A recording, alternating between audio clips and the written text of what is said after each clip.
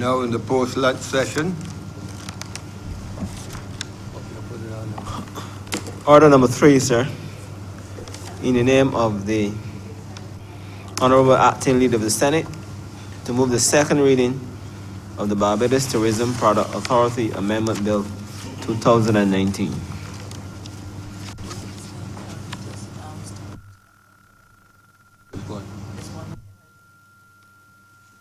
You go ahead, you go ahead. Is it in public businesses, is which one? Number 2. Number 2, The shipping incentives? No. Barbados tourism. You don't Number got it. 3. Yes.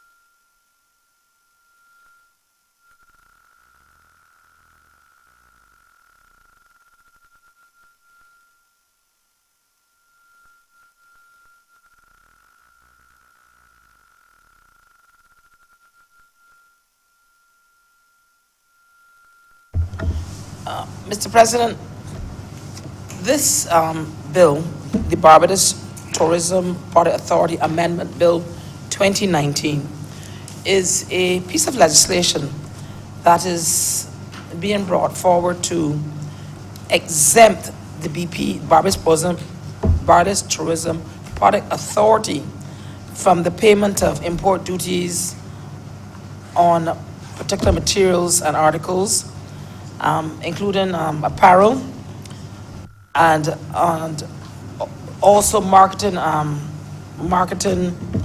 material that promotes the authority, and also to exempt them from the payment of value-added tax on these items. Now, Mr. President, as you know, the Barbados Tourism Product Authority has now been subsumed into the Barbados Tourism Marketing Incorporated, BTMI. And this is the entity, Mr. President, that markets the Barbados tourism product worldwide and also oversees other aspects of our tourism product. As you know, Mr. President, tourism is our business.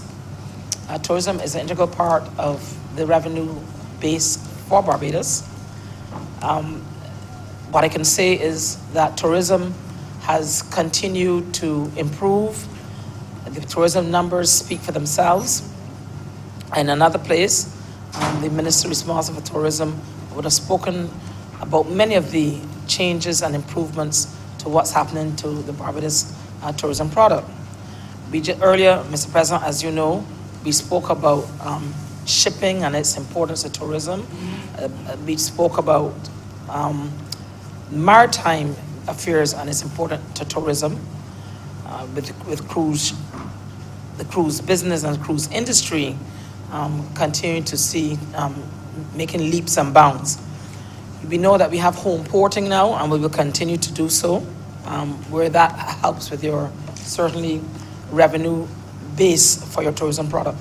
I'm told home porting is the way most people are tending to go, simply because of the level of revenue that is earned from that particular endeavor.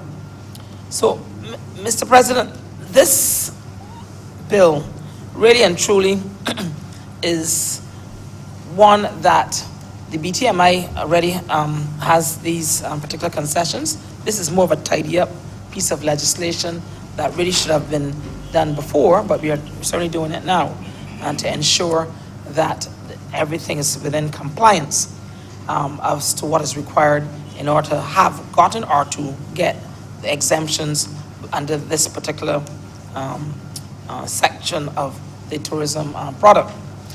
Now, why do we give people concessions? Clearly, it is in a competitive market. One has to sometimes give concessions. Not that you can give total concessions. I think this government has made that quite clear in our relationships and certainly our dealings with people within the tourism sector and people who want to be involved in tourism sector. But certainly concessions are something that one always has to consider and give, not just to, in order to market your country, so given to your own entities that who are entrusted to undertake that, but we also give concessions as well to entities within the tourism sector in a broad sense, in all kinds of areas. The tourism sector in Barbados, I think everybody would know, has a very diversified market. We have from the luxury accommodation to luxury hotels to all levels and standards and grades of hotels. We also have as well villas, and this huge villa product that people use in order to stay here. That's quite a thing. They have homes. People have all level of homes that people come to stay in, from some of your luxury accommodation, you see a lot on the West Coast, right down to people with Airbnb. Airbnb now is a popular way for many people to vacation and to travel and things like that. You know, it gives you so many different dimensions to your product, to have so many different options for a traveler. And then, of course, the experience in Barbados, I think, is one that people always say, what makes Barbados so different from other Caribbean islands? And I always say to them, the number of things that we offer for people to do. And we'll continue to improve on those and to offer more and more attractions. You know, in Barbados, one can come here for what a lot of people come to Caribbean for, sun, sea, and sand. Everybody has sun, sea, and sand. But we also have some great experiences in Barbados. We have all of the wonderful tours of all of some very historic buildings, including where we currently sit. Sometimes we see ourselves as people come and they're doing the Bridgetown tour. The Bridgetown tour.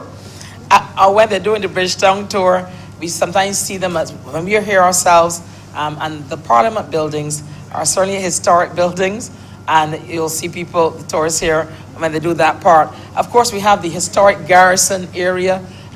You know, many islands have not been able to maintain many of these historic sites in much the same way that Barbados has been able to do so. And there are all kinds of reasons for it. You know, we are all familiar that when we were in another era, we did not have absentee landlords. The people who would have been the persons that would have built many of these buildings and properties in Barbados built them because they lived here and they wanted a part of what they were used to be here with them. But it has actually been to benefit to us. It has a historic significance, and that historic significance has been able to allow us to have something for tourists who like to have different experiences when they travel, something to do. And certainly there, and I won't go through all of them, but there's so many historic sites in Barbados that are visited daily by tourists. Then we have all the other attractions, you know, the Harrison Cave, which is one that is something to see. And if you haven't been there in a while, I would suggest that you go and take a look, not just at the Harrison Cave, but that whole area, Welsh Mahal and what have you, you know. St. Thomas is a lovely part of Barbados. It's one of my favorite parts, actually. It's very cool, lots of vegetation and trees. It's not St. Thomas.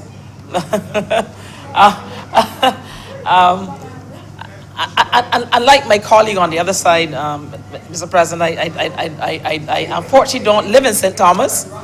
I don't live in St. Thomas. I would love to live in St. Thomas. I think St. Thomas is a wonderful place. It really is, and it is one of the most beautiful parts of Barbados. And I especially, as I said, that area where you have the Welsh Mahal Gully and the Harrison Cave, and that entire Welsh Mahal area is really, really a very beautiful, beautiful part of Barbados. And it could go on and on. But what we do have is a product here that offers many opportunities and lots of different things for people to do when they visit. Now, is the tourism product perfect? No, it needs a lot of work, and certainly we are starting to do many different things to encourage people. I know everyone is aware of the Festive Fridays on a Friday, a great initiative, and the Minister of Tourism and the ministry officials should be commended for it. It gives, especially the cruise shippers that come in, something to do, something to see in a short space of time. And it also provides what? For small entrepreneurs and entrepreneurship for the very small business people that are there plying their trade during these events. And that's a wonderful thing. It also allows our visitors to interact with us while they're there. And I think that's a great experience, because oftentimes you'll hear visitors say they would like to do more things where they get a chance, and that's whatever amount of time they're on an island, to get a chance to know a little bit about the culture and the people there. And one sure way is to interact with large sections of our population and community. Now, of course, we're looking, as I say, we always look forward. And of course, the government has for next year Vision 2020, otherwise known as We Gathering. I see all kinds of, I know I can only call it, Mr. President, a lot of malicious things on social media. A lot of fake news, Mr. President. Unfortunately, it almost seems to me that when you're trying to improve your country, and for who? Not just for us, but for your children and your grandchildren and everyone, because this is our country. It's not somebody else's. There's always a segment that just wants to tear it down and tear it down. And you know who those people are, Mr. President? The ones that already have us trying to build it back up, because they've already torn it down. And we now have to try to build it back up. But yet they are determined to find some way to tear it down. Always trying to find something negative about endeavors that clearly benefit this country. What is a better benefit for this country than for Barbadians, not just here at home, but Barbadians in the diaspora, to return home to contribute to the rebuilding of their country, to return home to invest in their country, to return home and have a legacy component, such as the genealogy component of the We Gathering endeavor, to be a part of. I mean, these are things that are for us. We need to start to look inward somewhat, and not just always focusing on all the negative things that come from other parts of the world, and highlight those and use those same things in trying to tear down worthwhile initiatives. It is so disappointing that that's what people can sit down all day on social media to just try and think up something to try to tear down something that is of a benefit to not just we here, but all of those wonderful Barbadians in the diaspora. I think all of us here have family who would have gone abroad and gone to work abroad, study abroad. Some of them met people abroad, they live abroad, but it's still Barbadian. The Barbadian will always be Barbadian. They don't have children who consider themselves Barbadians. I'm not even born here. But because they've grown up in Barbadian homes in the diaspora, they're as Barbadian as anybody here. What is cooked in their homes, the language that's spoken, the memories, the pictures, and all the things. They come here on vacation every year. Some who can come. They come here whenever they can come. Because Barbados is their home too. And this is a reconnection to all of those people as well. Because this is one Barbados, and we need to treat it as such and stop trying to find nothing but divisive ways of trying to make our country not progress.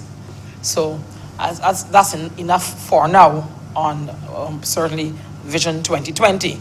I will speak on it more at a later date. But getting back to the tourism, this particular bill, Mr. President, I just want to say that, as I said, this is a bill that we're trying to tidy up, something that was actually brought forward before but never completed. And so this is to ensure that it is done so that everyone will be in compliance with what it is supposed to do. But the overall state of tourism in Barbados, Mr. President, I can say to you that it's clearly and certainly, when you look at all of the endeavors being undertaken by the Ministry of Tourism on the right track.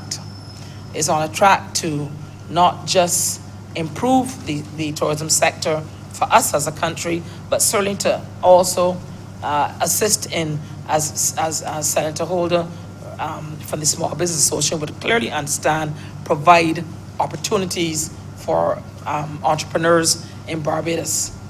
Barbados is and becoming more and more of an entrepreneurial society, which is a good thing.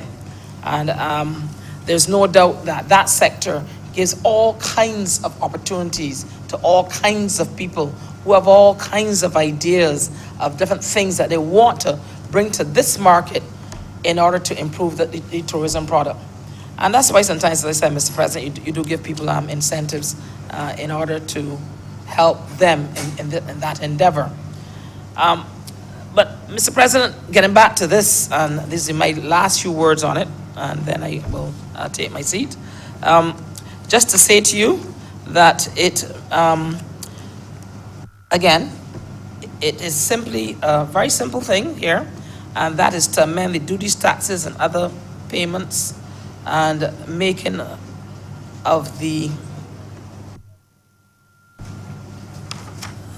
in the area that I would have mentioned earlier, in terms of the importation of materials and articles, including apparel, for the purposes of any sales and marketing duties by the Barbados Tourism Product Authority and the Barbados Tourism, which was, as you know, subsumed by Barbados Tourism Marketing Incorporated.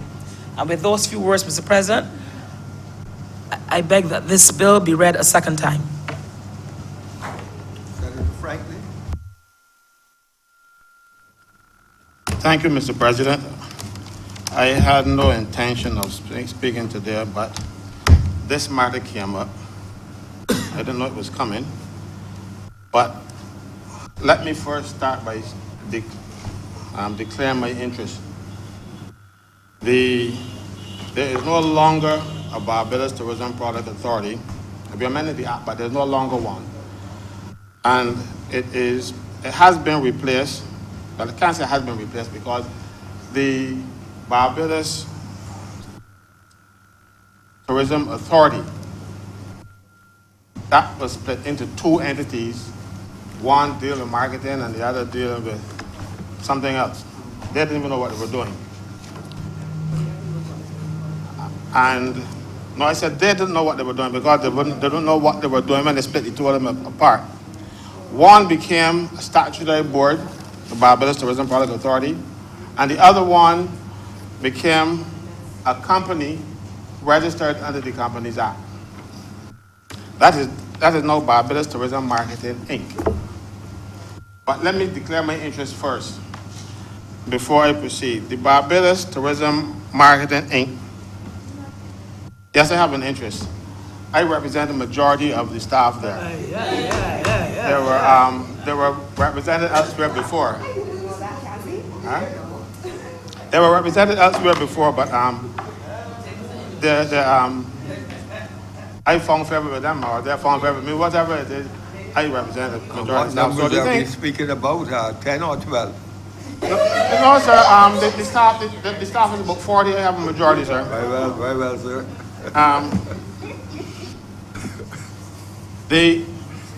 But what has happened here, sir? In the rush to do whatever they did to transform these two organizations, government messed them up.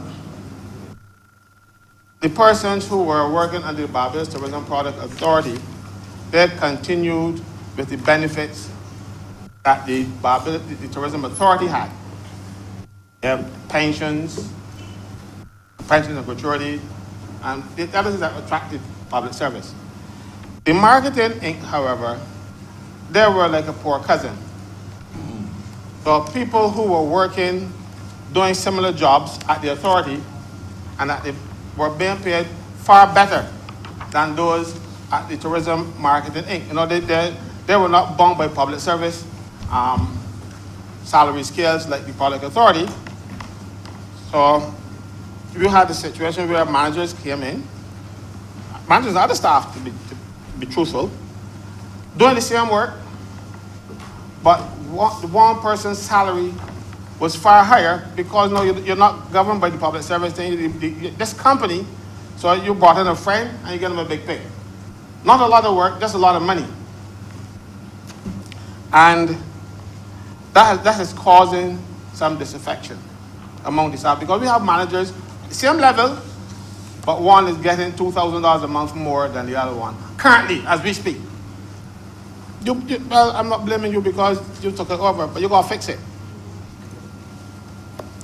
You came into government, you found problems, Please address the chair. and the government, I'm gonna say you, sir, I mean the present government, they have to fix it because they cannot come in now and compound this problem anymore. Right now, they're talking about doing a pension plan for these people. These people were already pensionable under the Statutory Boards Pension Act. You took them from under that Statutory Boards Pension Act, and they could have continued being pensionable there, but people had bright ideas. They want to give work to their people in the pension business, and you took them out. And you have no, and right now they don't have a pension plan. Also, the Barbados Tourism Marketing Inc. I try to remember when it started. 2014?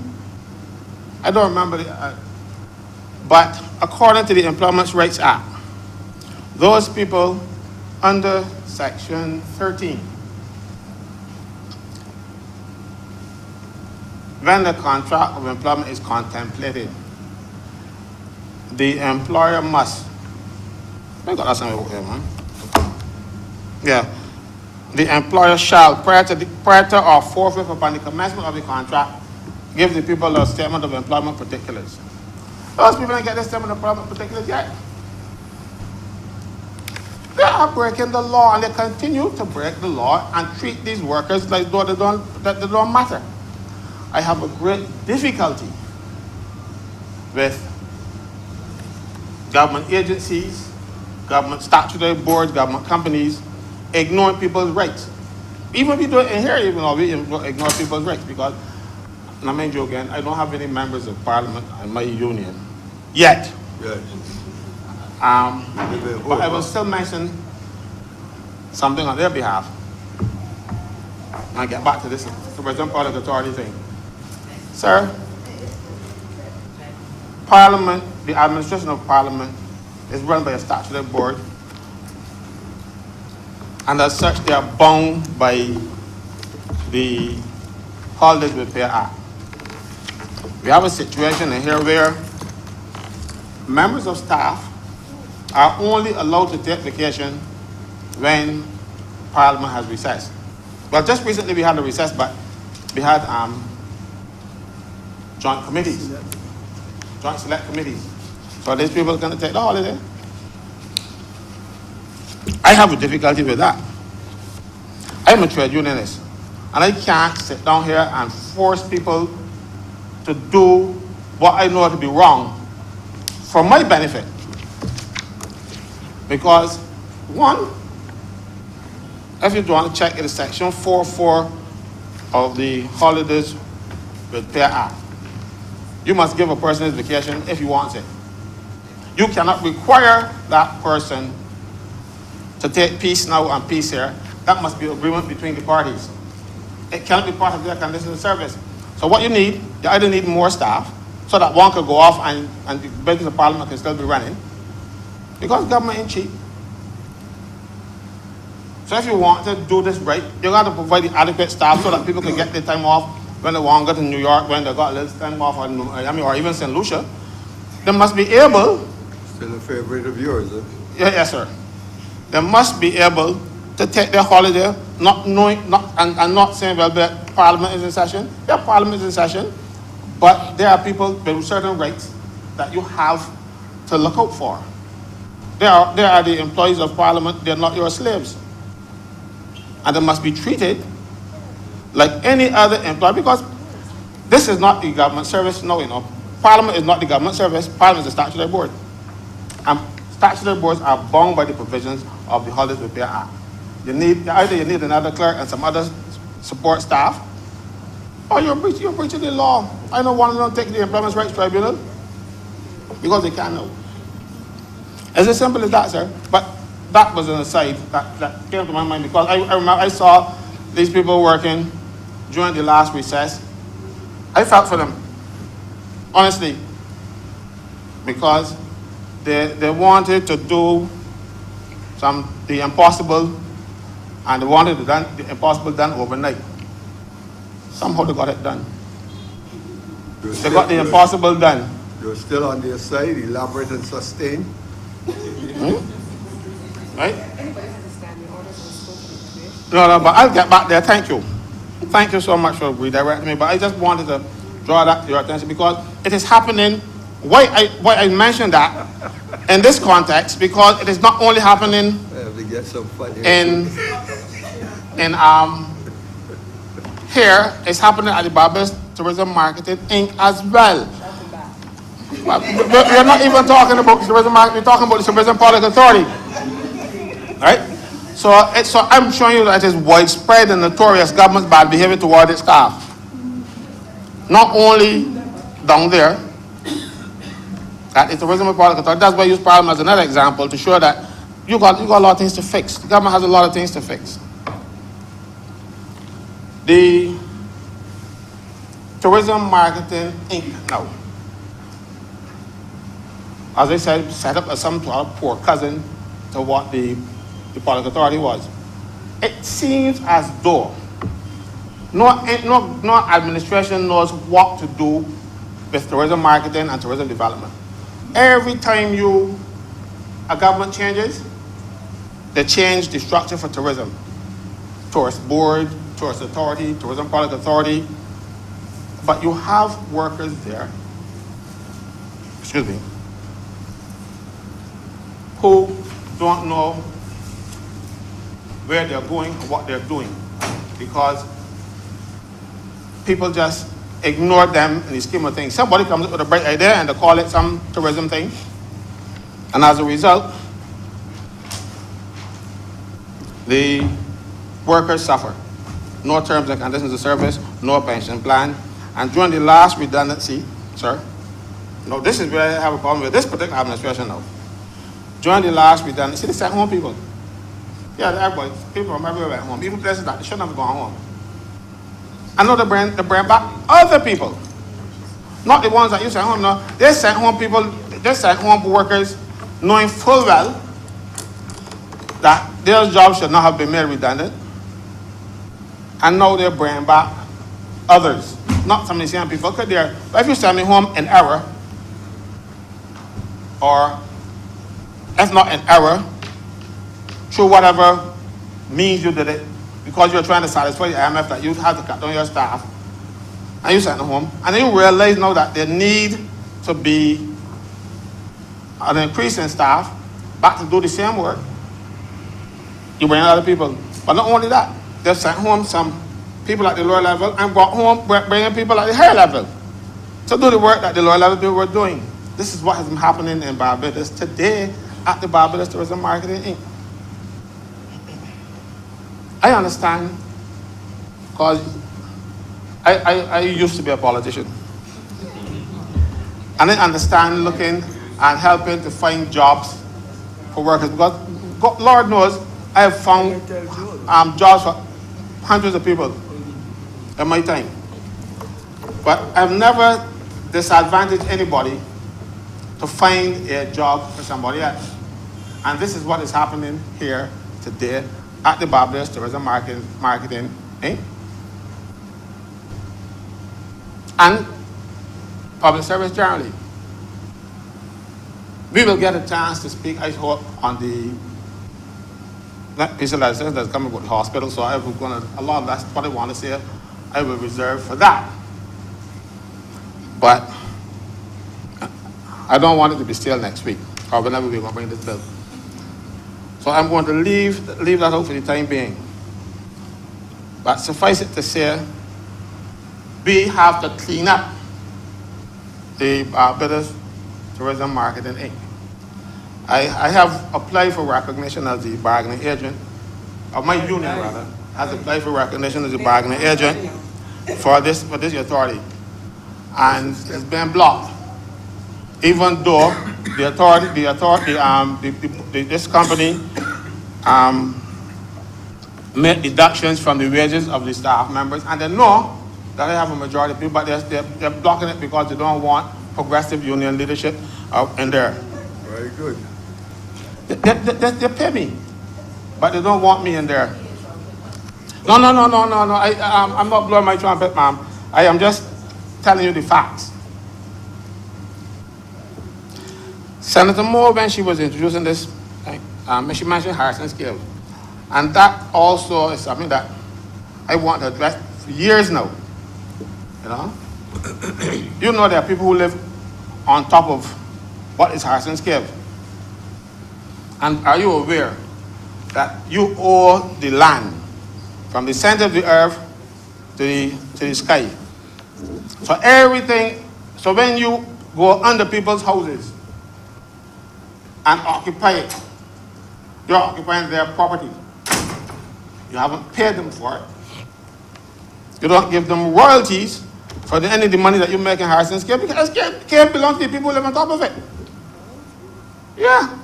Just like, I'll give you an example. When they are drilling for petroleum, when you drill a well at this particular point, the oil is not just only on your property. So for a certain area around that well, people who own the land in that area get what they call a petroleum quota payment.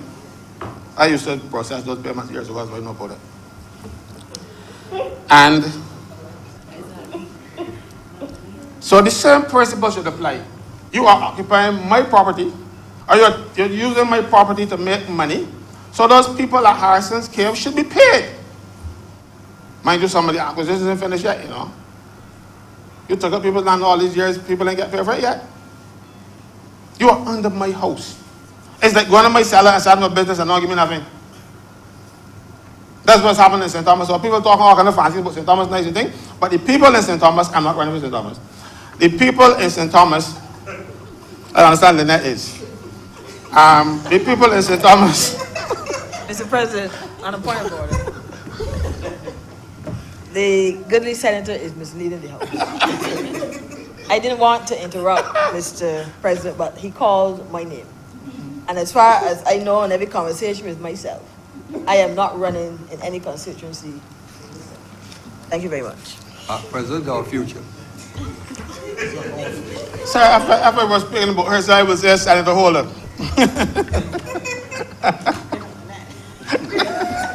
Please continue, please continue. All right?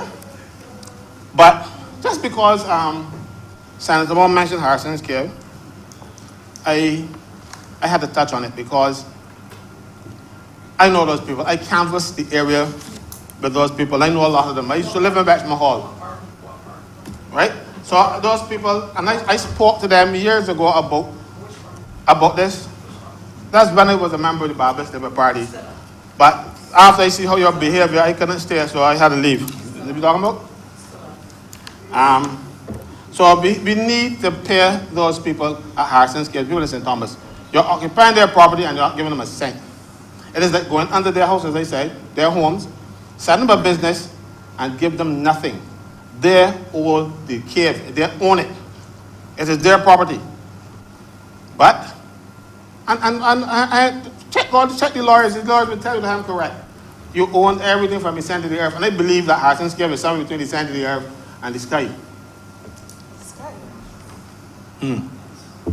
Right? And also, sir, as we are speaking about tourism, I must touch on an area that bothers me. Just a couple of days ago, a reporter asked me about some work permit for a company with, it wasn't the tourism sector, but I brought the thing to the tourism sector because these are the biggest villains in terms of exploiting workers and getting work permits for people who know nothing about what they're doing in Barbados, nothing about their jobs. I'm not going to call the names of any particular companies, only to say that a lot of these hotels, they bring people from overseas at the higher level and give Bajans work at the lower level. Mind you, when you see their performance, the people who they bring, you know that they have no knowledge or ability in the job. But we continue to allow these tourism players to blackmail the government and to get these work permits. I had a case a couple of years ago where this particular hotel on the South Coast applied for a work permit for a general manager. And the immigration department quite rightly said, but no, we got veterans here who can do this job. And they appealed to the Minister of Tourism in the last administration. The company the hotel went to him. He made some calls on their behalf, and immigration conceded and said, okay, we'll give the work permit on condition that you train an understudy who will give you for 3 years, and within 3 years, the Barbadian understudy will be up and running. So coming up to the time for the 3 years to run out, they fired the understudy. So they can go back to immigration and say, but we want another work permit for this man, and because we ain't got the understudy gone. They didn't tell the understudy that the understudy was unfairly dismissed. And they gladly gave her a package to get rid of her because they wanted to keep this non-national in the job. We have a company in Barbados, a hotel company in Barbados, who over the last 10 years had about 6 human resource managers. 6, I could be wrong, it could be 7. When the Bajan human resource managers refuse to do certain things that the company wants, or say, well, you know, the Barbados laws don't allow that, that person then is gently moved out of the picture. And for the last 2 HR people, one was from New York, and the current one is from Egypt. You're going all the way to Egypt to get somebody to do, because in HR you can do a lot of labor law. And I don't know of any Egyptian who is more familiar with Barbados labor law than the Barbadian people who've been doing it for all these years. But this is happening in the tourism sector in Barbados. I'm not going to call the name because I didn't give the president any notice that I'm going to call that hotel name on the West Coast. But I'm not going to call the name. You see, she's saying something there. But I'm not admitting. That is not in our rules. I'm not admitting. I said I'm not going to call the name. I'm not going to call the name. And assembly But strategies and this is happening. If you look at that particular property, except for one person and the senior management, all the others are white people. Or you prefer me to say here, Caucasians. They treat the staff like dirt. And if you happen to be a lady who is no longer young, and you are not attracting the eye of those same managers, and I'm not talking, and you're starting to lose your figure and stuff, they'll find ways to fire you. This is tourism. You know, you've got to be young, 25, 30, 25, and perky to keep your job down there, especially when you're working around the guests. This is happening in Barbados today, sir. And nobody is doing anything about it. What we do, every time they walk in the place, they get work permits, though. I called the owner one day and I had to tell him a piece of my mind. Because one particular worker, I've represented her 4 times in less than a year. She's been right every time. But they're going to get rid of her because her time, not that she's doing any work wrong or doing it badly, her time is up. She can't be there no more. She ain't got that kind of figure anymore. This is what is happening in Barbados. So when Santa Moore talking about sun, sea, and sand. These people are more concerned about the other S. This is Barbados to them. Be real. Sugar, yeah. If you want to say so, it's sugar. I used to think so.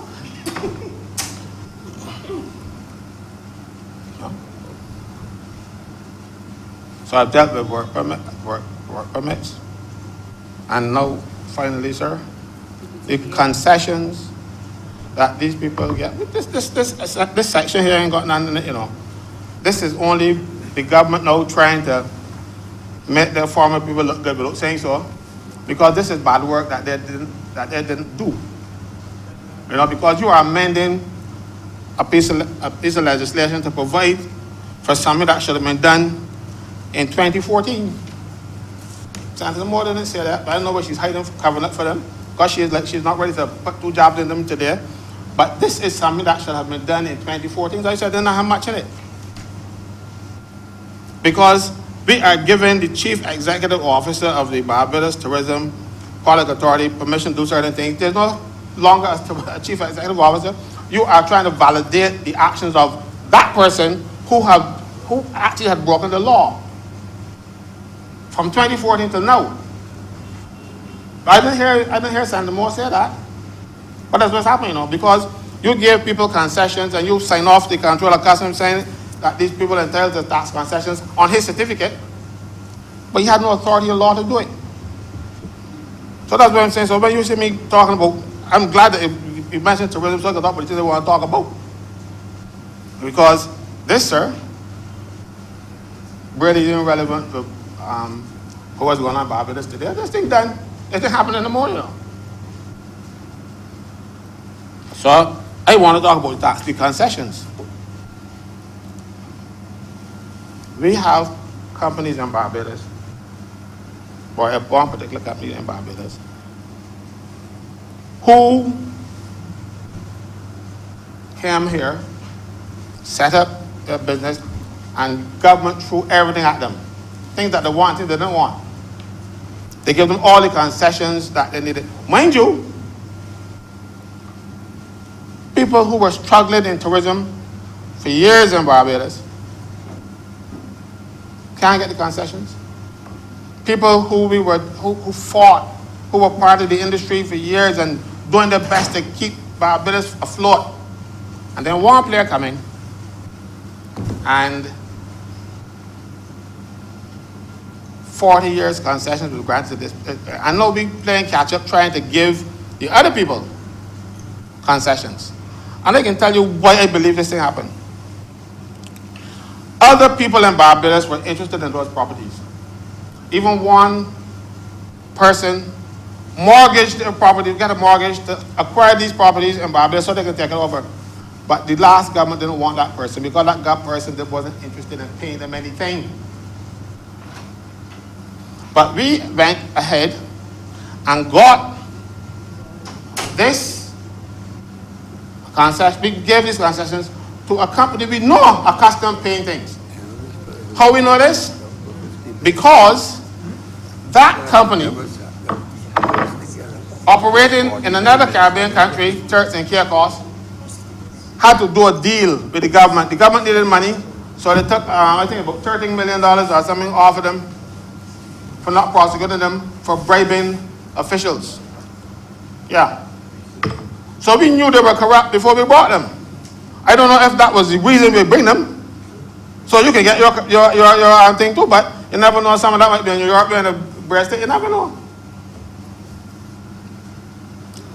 So we have to level the playing field, and I hear this government promising to do it for the other players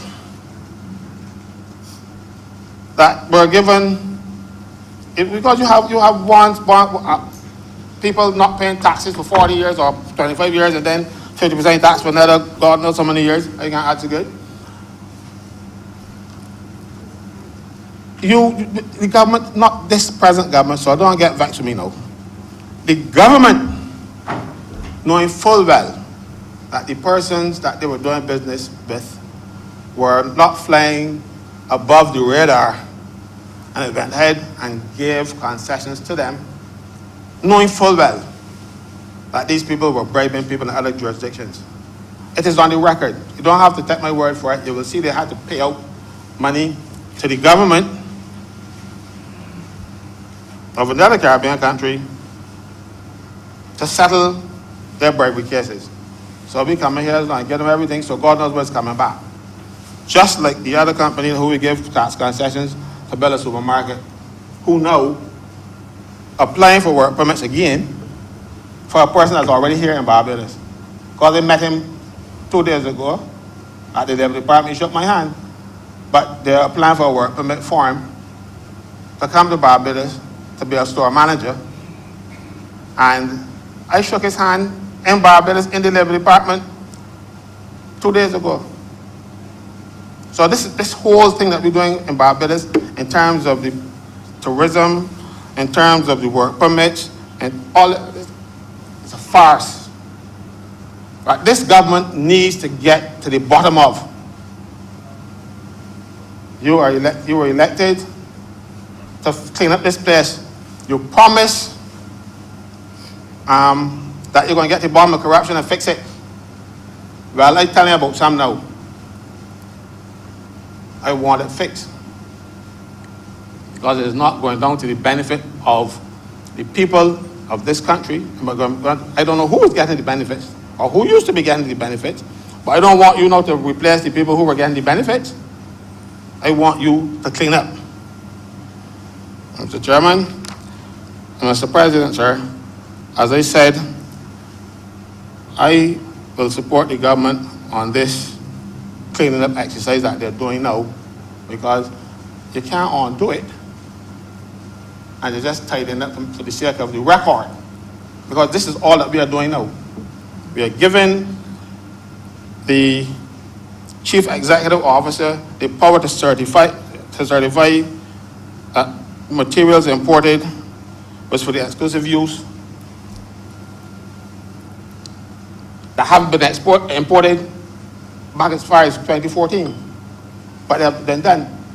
You see, my problem here too, sir, is that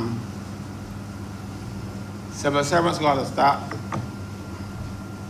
letting ministers and politicians bend them to their will. When the customs officers see something that is untoward, they say, well, no, but they ain't got no authority, I ain't doing this. No, they go ahead and they sign off on it and let it go along. Because if customs were doing their job, you know, this would have happened.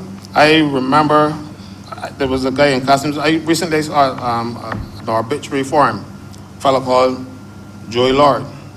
That cannot get past him in the old days. But that is why we need to let the civil servants do their jobs rather than letting them report the ministers now and all kinds of things. But sir, enough of that for the time being.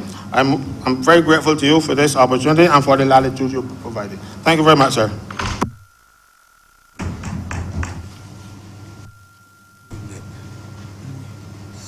I next recognize Senator Greenwich. Mr. President, I again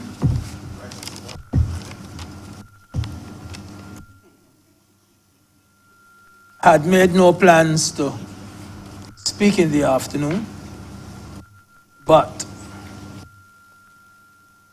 I will make a small contribution to the debate on this Barbados Tourism Product Authority Amendment Bill. Now, there are certain things that I myself would say need to be put right where our tourism product is concerned. Indeed, sir, I am a little on the sorry side this evening because Senator Grant is not in his seat, because I know that he would honestly like to hear the little comment that I have to make, because it was about a month ago in one of our daily papers that there was a photograph of Senator Grant speaking with two persons. I think they were from a company called Blue Horizon Inc. And these two officials were saying that the hotel plants in Barbados were beyond tired. That is the expression they used, that the hotel plants were beyond tired. I think I know what they mean. Senator Grant himself had actually agreed with them, and they were saying that we had fallen behind our regional counterparts where our hotel infrastructure was concerned. Senator Grant's words were that the island's hotel product must keep improving if we are to compete with our neighbors. He said that we still have an infrastructure, however, of which we can be proud. In other words, he is saying, and I'm agreeing with him, that we can do better. Small hotels, in my opinion, can do a lot better for tourism in this country. Ever so often, sir, I walk in St. Lawrence Gap. Usually on Saturdays, I do it. And I can tell you, sir, that within a space of 300 yards in that area, you can come across 3 hotels. They're small hotels, I agree, but they're hotels nevertheless. 3 hotels where there are no elevators at all. 3 hotels. That, sir, in this day and age, is not good enough. Hotel could be 2 stories or 3 stories. The fact of the matter is that in this day and age, it definitely is not good enough. Indeed, sir, I had a friend who was staying at one of the hotels. A young lady who's married to one of my best friends. She had come in from Canada and was staying in one of these hotels. She had had an accident with her foot. And she had to change hotels in one night. She spent one night there. She was here for 2 weeks. She spent one night at this particular hotel and had to move out. I can say she had to go to Divi South Winds. And I said, this should never be happening in this day and age. She could not climb the stairs. And they had no elevator. And there's another one where a friend of mine had to visit a relative, had to go up and down the stairs with suitcases. That cannot be good enough in this day and age. Bringing down the suitcase, taking up the suitcase. In this day and age, an elevator at a hotel is an absolute necessity. And I cannot understand how we can allow the small hotel owners to get away with things like this and never say a single word to them. The stairs are challenging to a lot of visitors. Pregnant women, for instance, and so on. And these are things I would like Senator Grant to hear. That there are some hotels in Barbados which are not friendly to persons with disabilities. And we have to remember that persons with disabilities very often are people with money in their pocket. They would have had, some of them had accidents for which they were generously paid. And they come to this country, and it is not like once upon a time when people in that state did not travel. These people travel. On the other hand, there are some people who have things like knee problems and so on. Some people who are recovering from surgery, and they're here to recuperate. And we cannot have them lugging up and downstairs in the 3 hotels in a matter of 300 yards on the South Coast, and no elevator at all.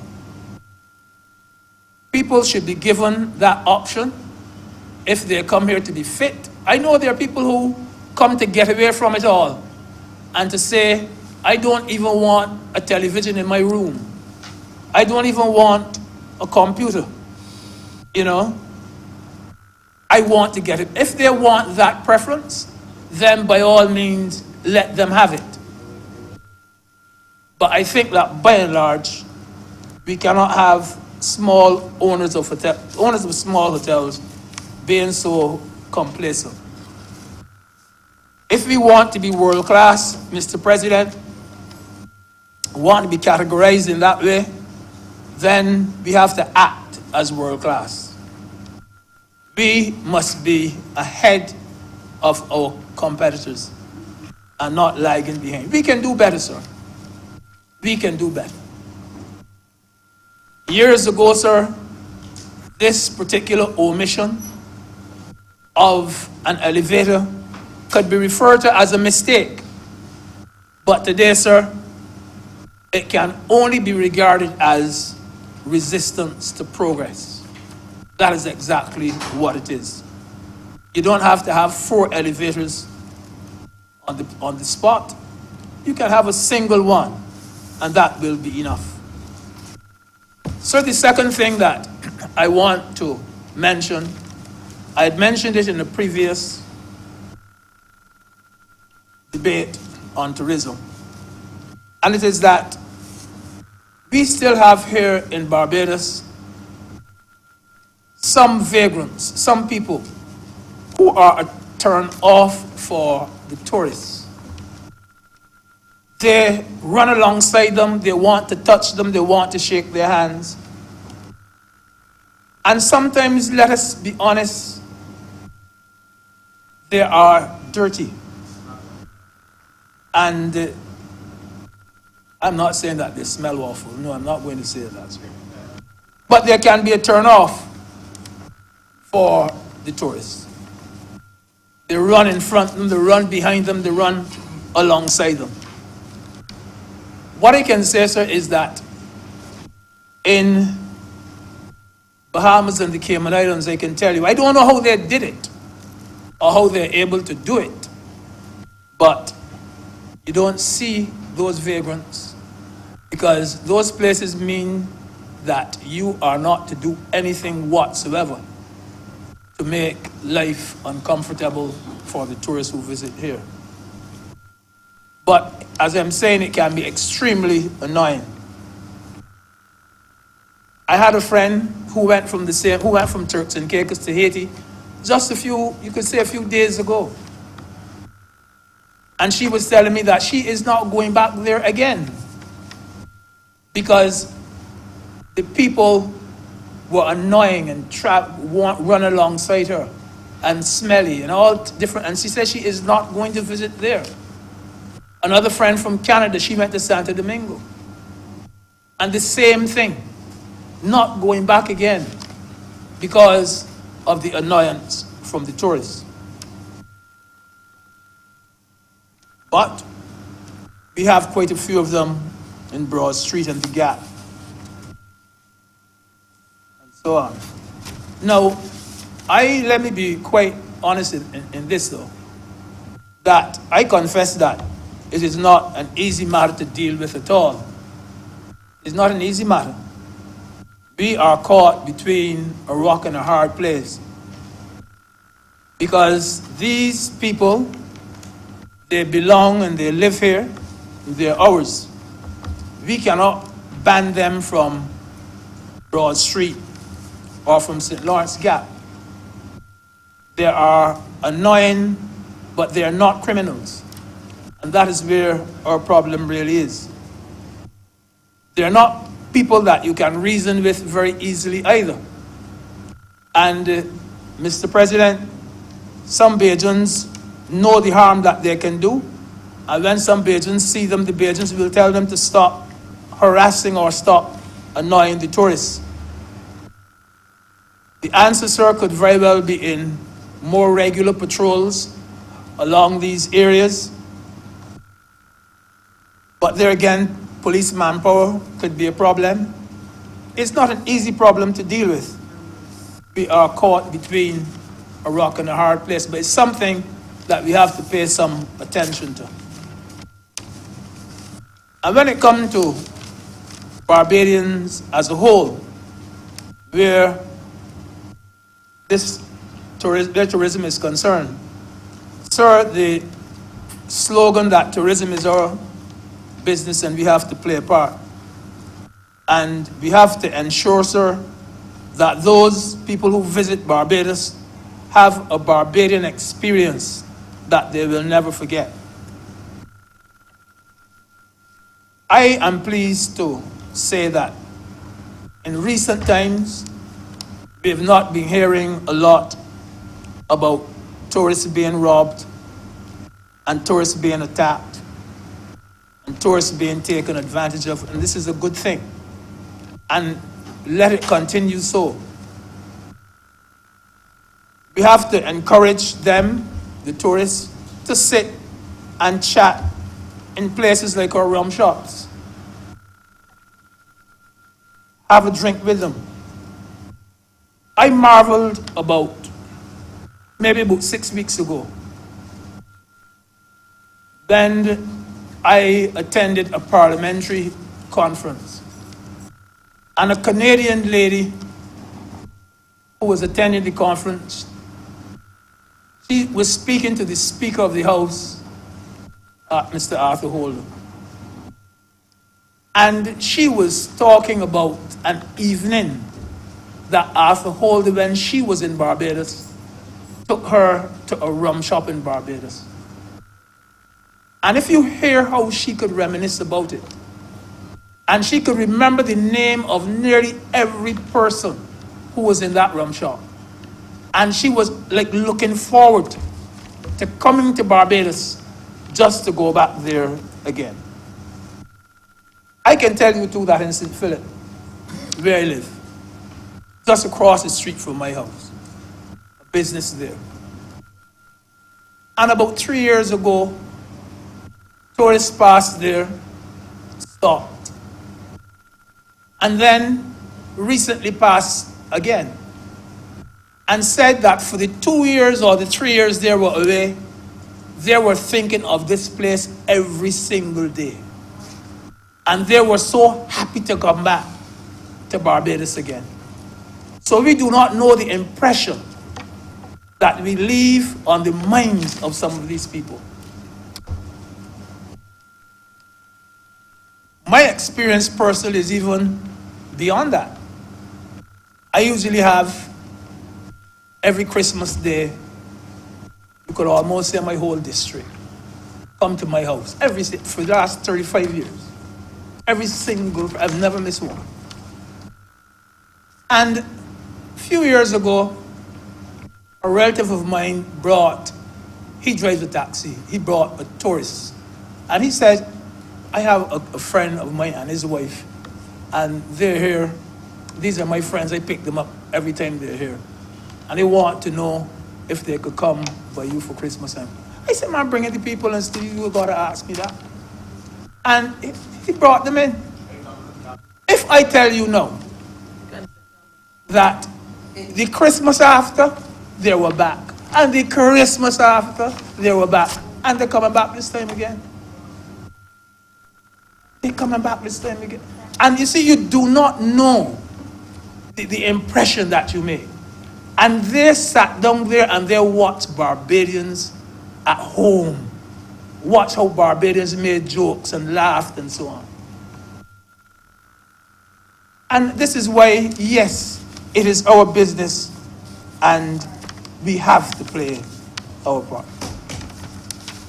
Mr. President, sir, I heard from Senator Moe when she was talking about fake news just now.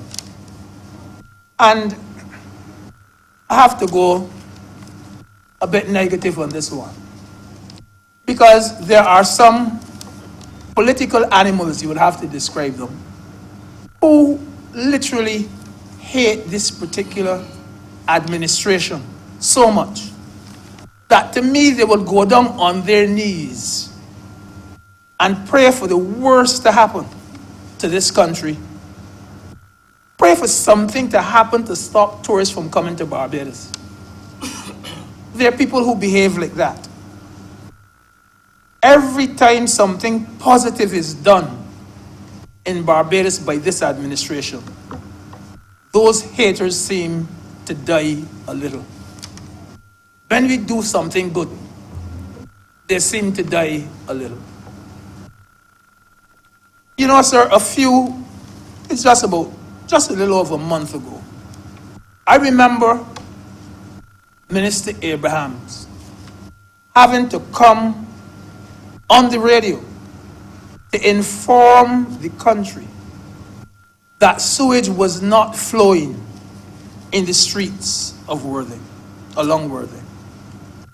I remember that well, because some people had gone on the internet and had put this news on the internet about sewage in the street.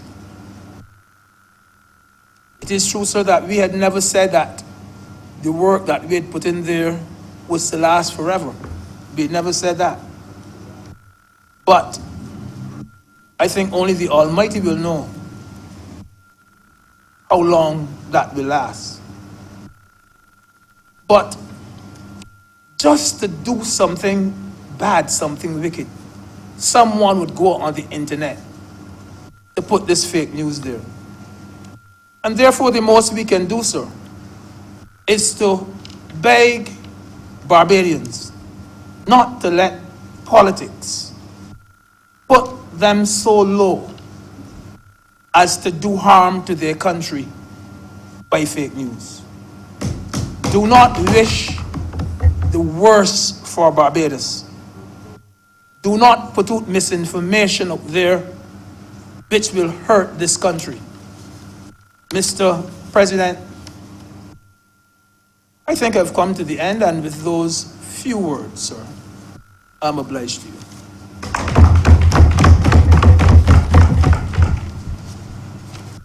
Senator Cummins follows. Thank you very much, Mr. President. I rise, of course, to lend my support to this bill, and also, as is, I think, a bit of a norm now, to give context to it and the rationale behind why this would be an important measure. Now, Mr. President, Senator Greenidge, in an impassioned presentation just now, spoke about a number of things. And I think they represent what I want to capture in my own presentation, which I term Brand Barbados.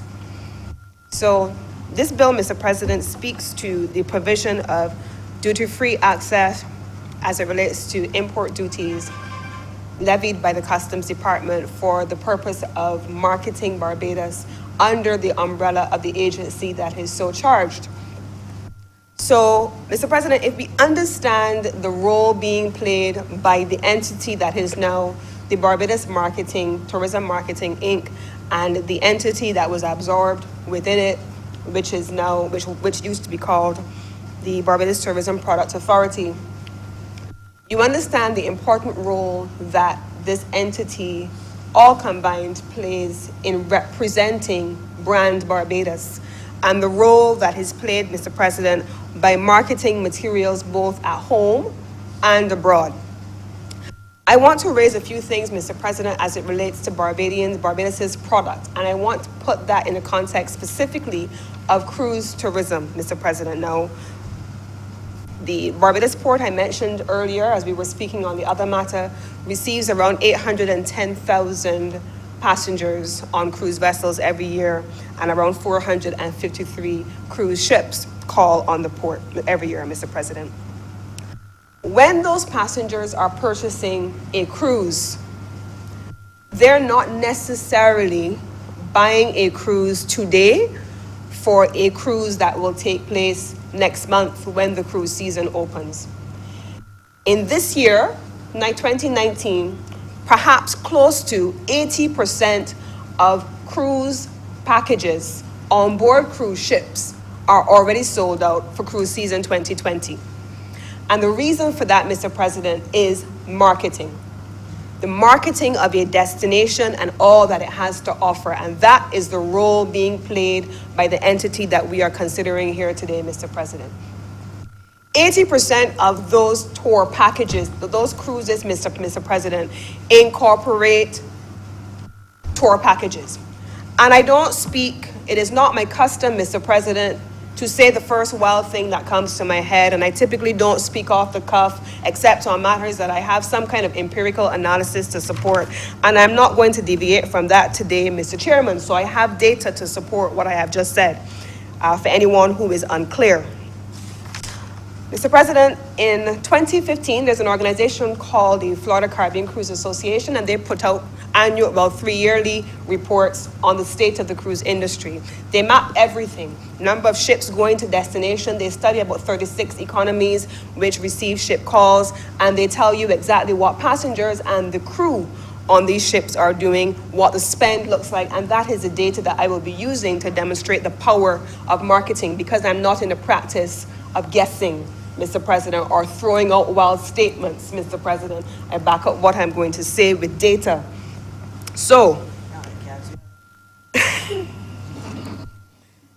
Mr. President, in 2015, in Barbados, there were 554 shore visits, and shore visits usually refer to the on-island attractions. The on-island spend in 2015, when the second last report came out, was $78 per passenger. By 2018, when the three-year report came out, that number rose to about $83 per passenger, Mr. President. 75% of the expenditure of all shore excursions covered a couple of areas, Mr. President. Restaurants and bars, local crafts and souvenirs, clothing, other purchases, taxis and ground transportation, jewelry, including watches and watches in general, retail purchases of liquor, perfumes and cosmetics, things like entertainment, nightclub, and lodging. These are significant components, Mr. President, and when I say significant, I'm talking about a 75% component of shore excursions. All of these, Mr. President, come as a result of marketing. Now, we're having a conversation, Mr. President, about how we are going to be able to increase that visitor spend. And that is what makes this particular resolution, this particular bill, even more important. The role being played by these officials in this authority in generating promotional material, putting together information on the product that is available on island, putting together information on the rum shops that are available in the island, because there is the experience tourism component which is involved in this. What is experiential for tourists coming to the destination?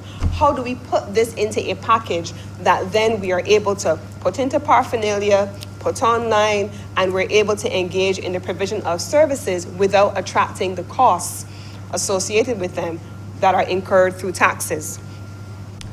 Mr. President, we are competing with destinations like the Bahamas, where the spend is almost twice, if not 3 times, as large as Barbados.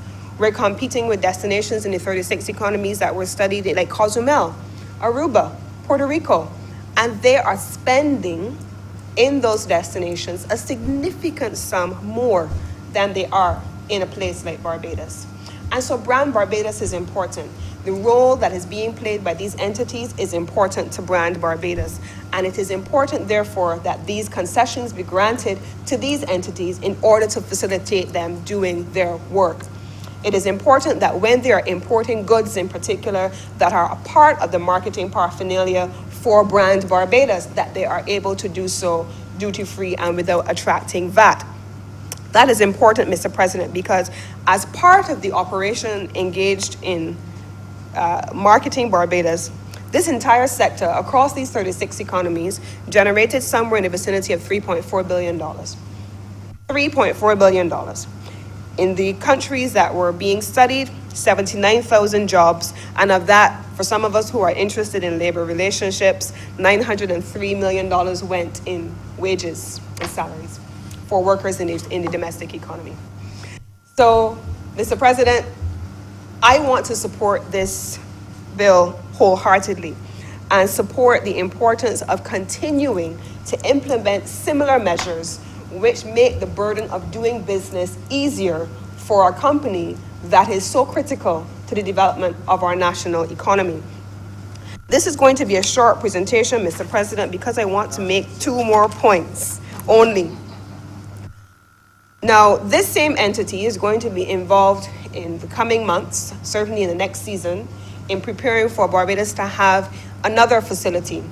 We are looking forward to having a diversified product, certainly in cruise, where we are able to attract additional vessels, additional passengers, by marketing our destination aggressively in collaboration with these partners, specifically the product that is available in the north of the island. And there is significant new product on the market that many Barbadians themselves are not even aware of, which is available locally. So we're looking forward to being able to seeing that. And my final point that I want to make, Mr. President, on this point, because like I did say, I am going to be short, is on the question of fake news. Brand Barbados matters. Senator Moe and Senator Greenidge both spoke about fake news. And I want to take the opportunity, now I have this platform, to also speak to that. Now, over the course of the weekend, on Saturday morning, for instance, I think it came to my attention that there was a video circulating purporting to be representing the Bridgetown port.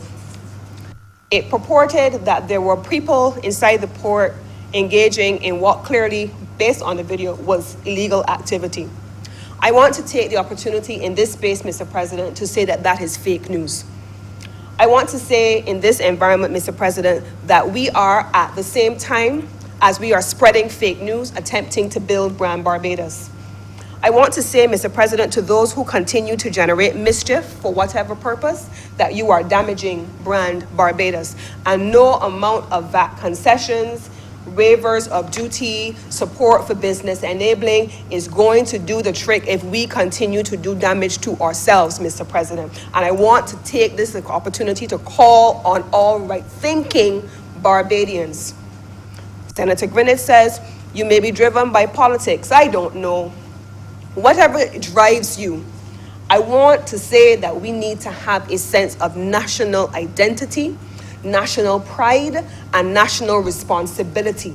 Because while it may be funny for you in the moment to create hype and share it by WhatsApp or on social media, Brand Barbados, because we live in a global space where everything is shared in a nanosecond, is being put on trial, and it is not doing us any justice, Mr. President. These are the same people who will then want to come back and say, why is the system not working? We should be going out there to get more people to come to Barbados and do business here. But you don't understand that you have a direct role in in doing damage to that. Mr. President, that video, which was circulated over the weekend, was not even in the Caribbean region, far less. And because we live in a global community, within the space of a couple of hours, we were able to find the source online on YouTube of the original video, and we were able to identify where it came from. I have chosen, Mr. President, not to say publicly where we see it came from, where we saw the video come from, for the simple reason that, for all I know, it may have been done to them. What happened to us may have been done to them. So I would not want to put them in a position where they are now on the back foot of being misrepresented. But what I can say is that someone in some other incarnation put a video out there representing a region far away from us. And this was the video that someone thought was useful to misrepresent as the Bridgetown port. It was not our port. It was not our workers. They are not Barbadians, and I would wish people to be more responsible and to stop the mischief. In closing, Mr. President, I say all of that to say that I am committed. We are committed on this side of the room, and I'm sure everybody in this room is committed to Brand Barbados. And in so doing, Mr. President, I can say that I am fully supportive of the measures being put in place to support this authority, to support the waiver of taxes at the border on goods, to support the representation of Brand Barbados, and I give the measure my full support.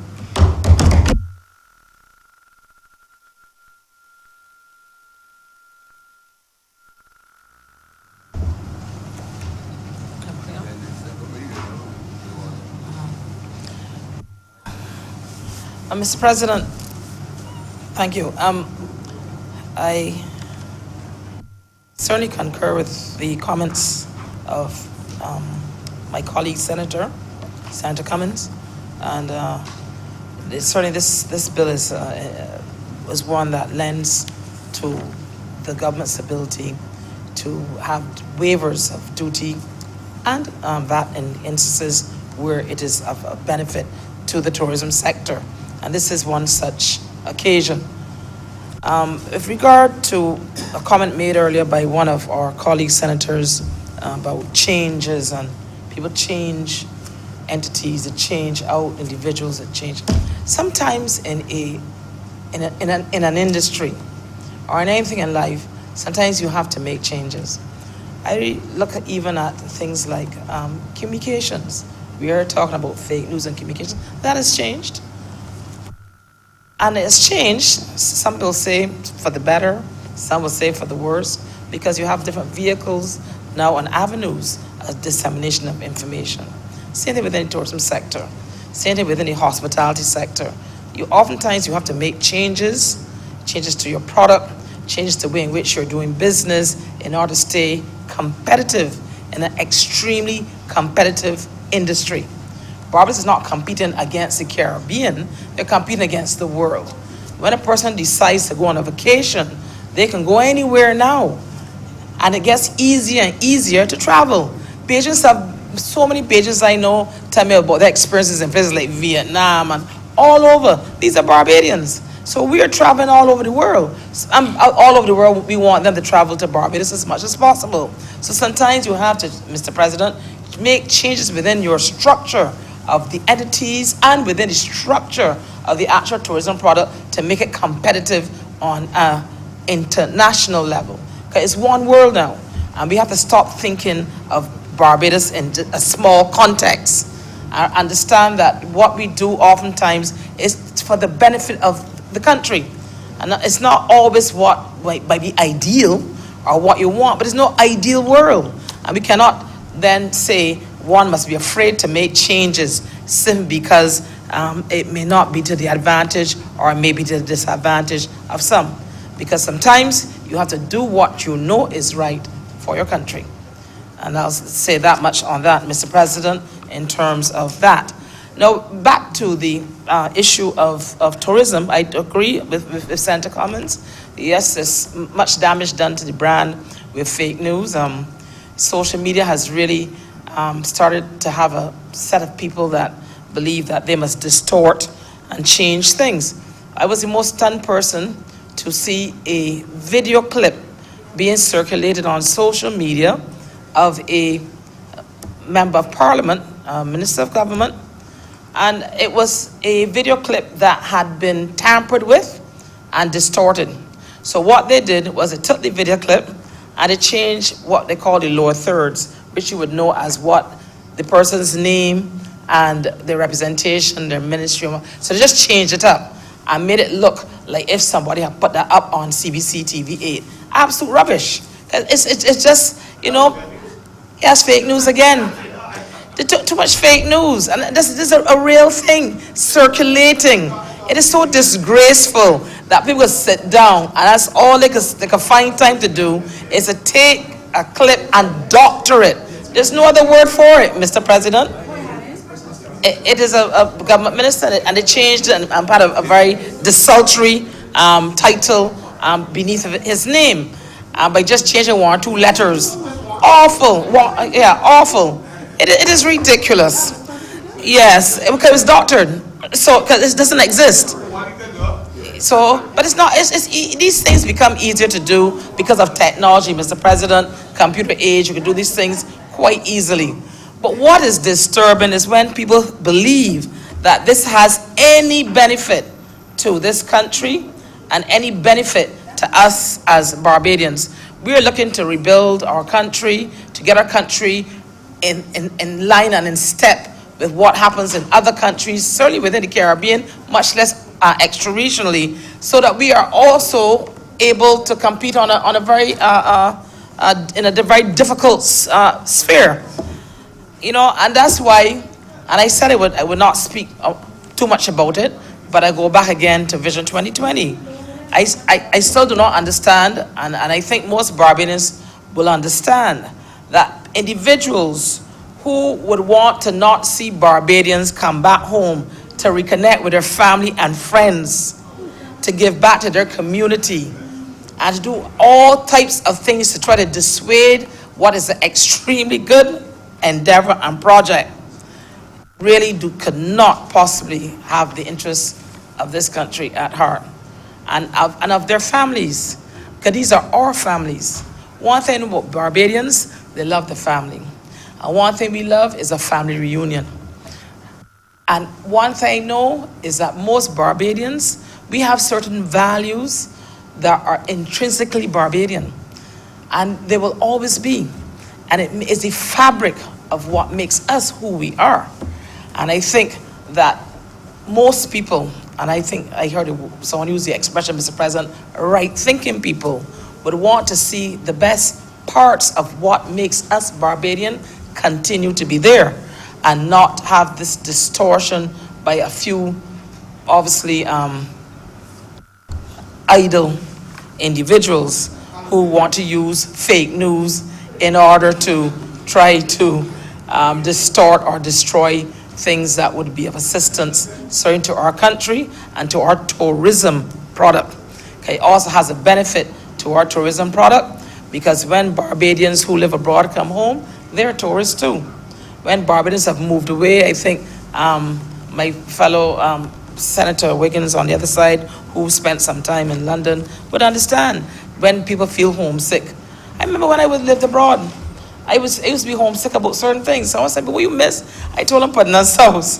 They said, "Pudding and sauce, we're not supposed to be eating that." I said, "I know, but I still miss it."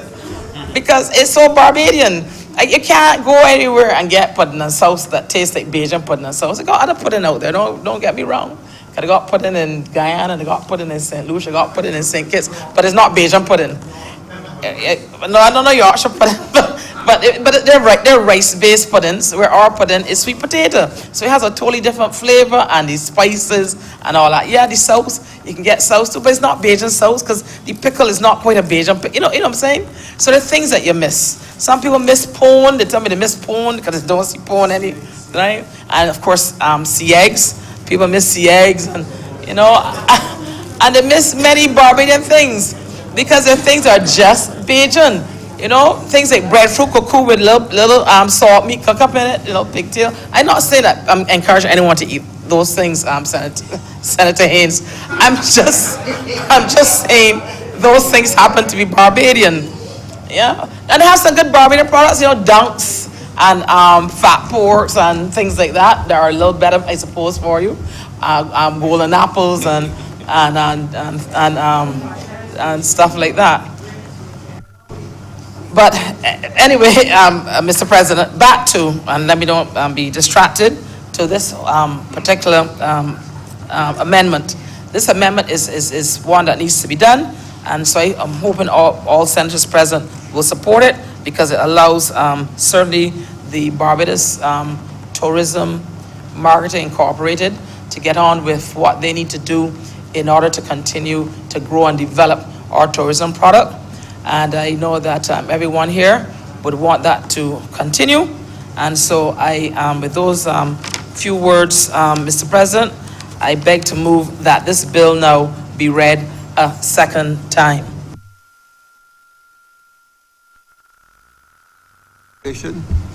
We now read a second time. All honourable members in favour, please say aye. Those against, please say no. We think the ayes have it. We can go into committee now.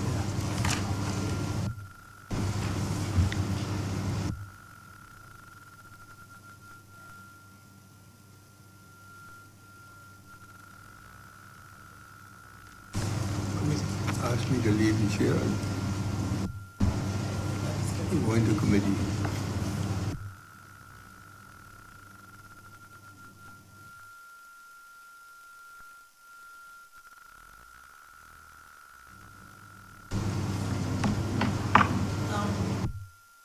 Mr. President, I now move to that Your Honor leave the chair and the Senate resolve itself into committee for further consideration of this bill. The question is that I do now leave the chair and the whole Senate resolve itself into committee for the further consideration of the bill in detail. All honorable members in favor, please say aye. Aye. Those against, please say no. I think the ayes have it, and we are now in committee.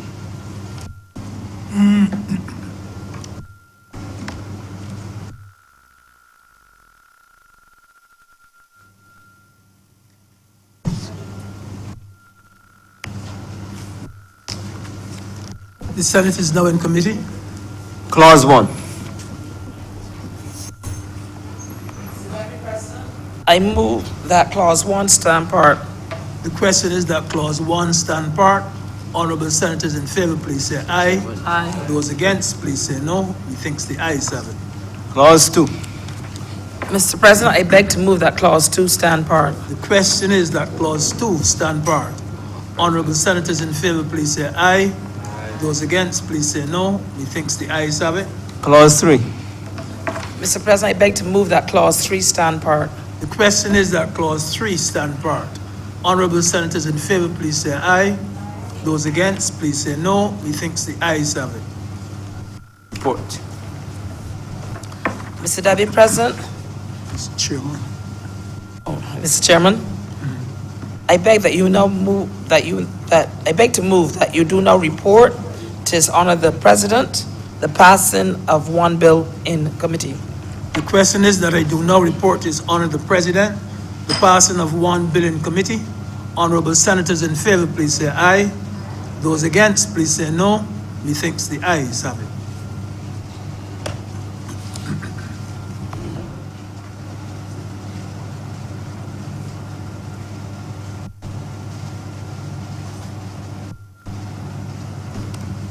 The chairman has reported to me the passage of the bill under consideration in committee.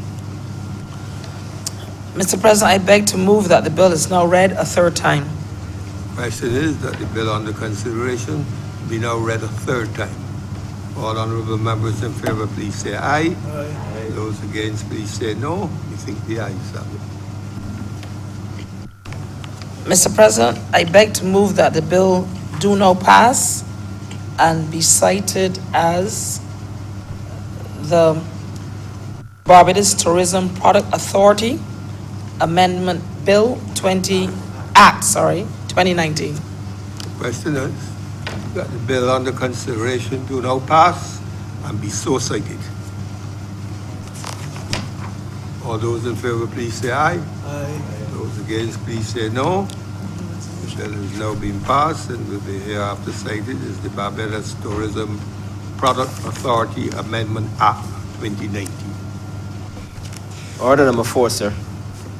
In the name of the Honorable Acting Leader of the Senate, I move the passing of a resolution to approve, in accordance with Section 5 of the Crown Lands Vesting and Disposal Act, Chapter 225, the lease to the Royal Commonwealth Society, Barbados Branch, of a parcel of land, together with the buildings thereon, being the property of the Crown, situate at the Pine in the part of St. Michael in this island, for use as its headquarters and commercial office.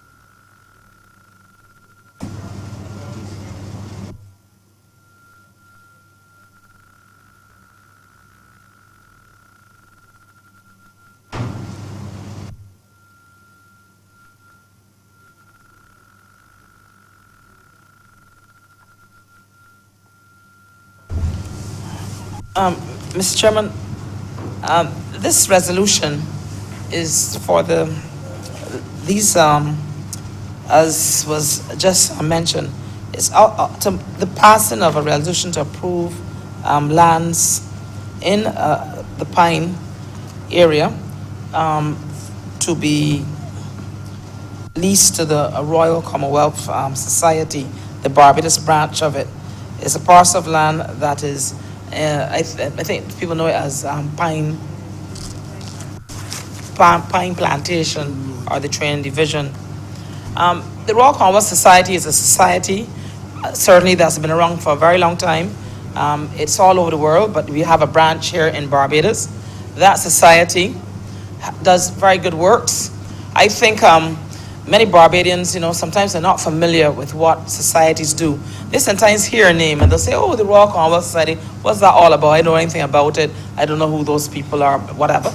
But if you look at their works, you would clearly understand the benefit of having these types of societies within your countries. And there are other agencies and entities and societies that do good works. But I would just like to mention a few of the things that the Royal Commonwealth Society would have done that people would be familiar with. Things like the Christmas trees. One would see this huge Christmas tree project. And when you come in at the airport, we always talk about the beautification of our island. Well, there's nothing like Christmas and Christmas trees and lights, especially for children. And when you land at Grantley Adams, you will see a whole set of Christmas trees up there decorated during the Christmas season, and those are done by the Royal Commonwealth Society. They would go around and get whatever assistance, I suppose, and a lot of volunteerism in order to get these trees done. And then you have a whole set of Christmas trees also in the Bridgetown area. Yes, this is so for those of us whose eyes are opened at Christmas time and who may not be in the what's that punch you have at Christmas? Whose eyes are wide open, you will see the many trees all through Independence Square all around town. Well over it's about 150 odd, maybe more trees island-wide. And that is to help to bring some of the cheer that you would want for Barbados and for Barbadians to enjoy. You want that feel-good aspect of Christmas in order for that to and as I said, especially for the children, it's so exciting. I mean, some of us have not been children a very long time. Maybe not how we anyway. But like I said, some of us have not been children for a very long time. Some of us still, I think, would prefer to still be a child. But nevertheless, children appreciate this type of activity and endeavor. Now, and the Royal Commonwealth Society, has many youth projects that they're involved in. They do all sorts of projects with the youth, and they will continue to do so because the youth is the future of our country, and they recognize that readily. And they have, of course, many multi-faith observances that they participate in, which is good for our religious education, which I think all Barbadians should participate in of some faith. It doesn't make a difference which, because one thing it does, it teaches you teaches you a certain level of ethics, morality, things of integrity. Religious education gives you a grounding and a basis. And I don't think anyone can deny that it has a tremendous value in societies where people participate of any faith. So I want to go on and on about the many different things that Royal Commonwealth Society does. I'm sure some of my fellow senators will want to say or speak on it. But what I will say to you, Mr. Chairman, is that this vesting of the land in this entity is to the benefit not just of the entity, but to Barbados. It gives them a headquarters and somewhere from which to conduct many of these good deeds that they do, and to continue to enhance the lives of many, many Barbadians. And with that, Mr. President, those few words, I would open the resolution for discussion. Senator Rogers. Thank you very much, Mr. Deputy President. It is indeed an honor to stand and speak in support of this resolution for the lease of the parcel of land to the Royal Commonwealth Society. As Senator Moore would have pointed out, there are many persons who do not understand or do not know what the Royal Commonwealth Society is or what it does. The Royal Commonwealth Society, well, the main branch was founded in 1868, celebrated 150 years last year, and the Barbados branch was founded in 1985. We are celebrating 34 years this year. I am the past assistant secretary of this society, and I still serve on the council. And one of the things it does is to push the charter of the Royal Commonwealth Society, which is to ensure that the citizens of the Commonwealth experience the best life possible. And so many of our programs are focused towards the future, the youth. As Senator Moore would have pointed out, the Christmas tree program is the one that persons will recognize most about the Commonwealth Society. And this year, we are going to have 169 Christmas trees throughout Bridgetown, some at Government House as well, and also at the airport. What this project does is that we involve the children from the primary schools, and each school is assigned a country from the Commonwealth. And their job is to research that country and decorate the tree with some aspect of the culture of that country using recyclable materials. So it is instilling a sense of consciousness in the children of their environment, but also helping them to learn about different cultures and different countries in the world. In addition to that, just this morning, before coming to the Senate, we had the first prize-giving ceremony for the Sir Elliot Belgrave Creative Communication Shield competition. And this is open to all schools in Barbados. There's a junior section, and this year, for 2019, the junior section was in creative writing. In art. So the children were to prepare some piece of art based on the theme, Children of the Commonwealth are our future. And that competition was won by a little young lady from the Sir Elliot Belgrave School, primary school, Shalia Edwards. And she painted a lovely picture. And then in the senior section, yes. And it was very beautiful, actually. In the senior section, the creative writing session was won by Krishawn Hurdle from Christchurch Foundation School. And so we had a lovely prize-giving ceremony this morning, but we also launched the theme for next year, which is Small Island, Big Ocean States. Small islands, big ocean states. And next year we're shifting it around where the creative art section will be in the senior section and the creative writing in the junior section. But what we're seeking to do is to get the children to get into the discussion about the blue economy that we spoke about this morning and caring for our environment, especially our endangered coastal areas. So we expect to see something. Thank you very much, Senator. In addition to that, another program put on by the Royal Commonwealth Society is the Sir Clifford Husbands Agricultural Challenge. And what we do in this one is where we go into secondary schools for the children who are doing agricultural studies in CSEC and give them some project that can help them to develop their skills and their awareness of the importance of agriculture and so on.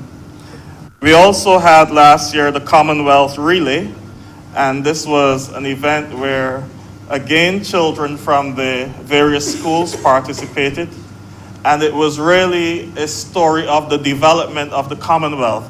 So it started with the first nation in the Commonwealth, and then you pass the relay on up to the last nation, and children traveled around the country engaging in that project as well. There's also the Commonwealth Exercise Book Competition, an initiative that supplies every school child in Barbados with an exercise book carrying the details of the Commonwealth. And then this year, we also participated, students from Barbados also participated in the Commonwealth-wide Queen's Essay Competition, where there were over 11,000 entries. And I'm pleased to say that little Kaya Knight from Barbados won a gold award. So we have to. And you would have heard Senator Moe mention the multi-faith service. I believe it's the only multi-faith service held in the island on the second Monday in March every year, which is the day closest to Commonwealth Day. We pull all of the religious groups, not an interdenominational service, but a multi-faith service, where we have our Hindu brothers and sisters and Muslims and Rastafarian and so on. Everyone comes. And the beauty of that service is that it is held under the theme of the Commonwealth for that year, and each faith is asked to bring a reading from their faith. And the beauty of that service is that when you hear these readings, they all have the same general theme underlying them. And it really speaks to the common bond we share as humanity and why we should not allow religion to separate us or to cause us to be against each other. Again, school children are very much involved in that effort. Usually schools come. The Ann Hill School, for example, has performed on occasion. We've also had students from St. George Primary and other schools performing. And also the Barbados Cadet Corps usually carries the flags of the Commonwealth in a march after the service through the city, and where there's a display for persons. And we've also had in recent times the Church Lads and Church Girls Brigade of the Anglican Church. I've said all of that to say that the Royal Commonwealth Society has been very active in our community in terms of empowering our children and inspiring our children to bring out the best in them. And I'm really pleased, and I believe I speak on behalf of all the members of council as well as the members of the Commonwealth, Royal Commonwealth Society Barbados branch, when I express our sincere gratitude to the government for extending this courtesy to us in leasing this portion of land so that we can have a home from which we can even better develop our work and our mission. So thank you very much, Mr.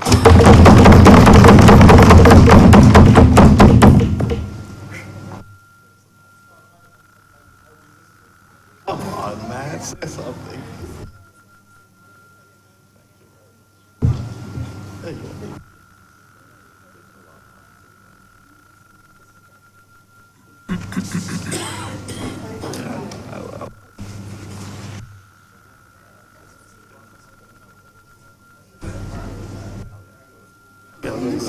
More speakers.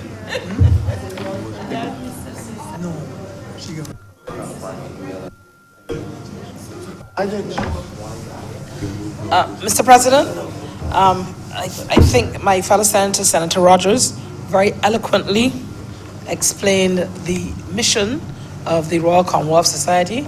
As you know, Barbados is a member of the Commonwealth. As a matter of fact, the current Secretary General of the Commonwealth is of West Indian heritage. And so for that, we should be proud. Even though she's not Barbadian, she's still of Caribbean parentage and descent. But of course, our Chief of Staff is Barbadian. Nevertheless, the Royal Commonwealth Society does, as Senator Rogers, as he's just explained, has a tremendous benefit and value to our society, especially with those very young people, and certainly to not just educate them, but also in order to instill certain other values that oftentimes we forget need to be reinforced continuously amongst the very young. And With just those few words, Mr. President, I now move that this resolution do pass. Question is that the resolution under consideration do now pass. All honorable members in favor, please say aye. Aye. Those against, please say no. We think the ayes have it. The resolution is now being passed. That's the end for the day.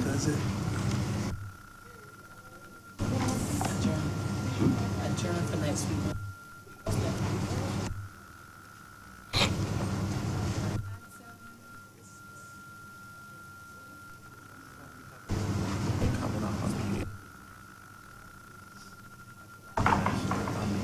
Or move the adjournment, no? Mr. President, that brings us to the end of government business for today. And I beg to move that the Senate do now adjourn until next week, Wednesday, the 28th of October. 23rd. I'm sorry, Mr. President, the 23rd of October. I thought you were running ahead. No, sorry, Mr. President. I was just distracted by someone turning older. The question is that the Senate be now adjourned until next Wednesday, the 23rd of October, 2019. All honorable members in favor, please say aye. Aye. Those against, please say no. We think the ayes have it, and we are now adjourned until next week, Wednesday, 23rd of October, 2019. Yeah, I'll get the form for you.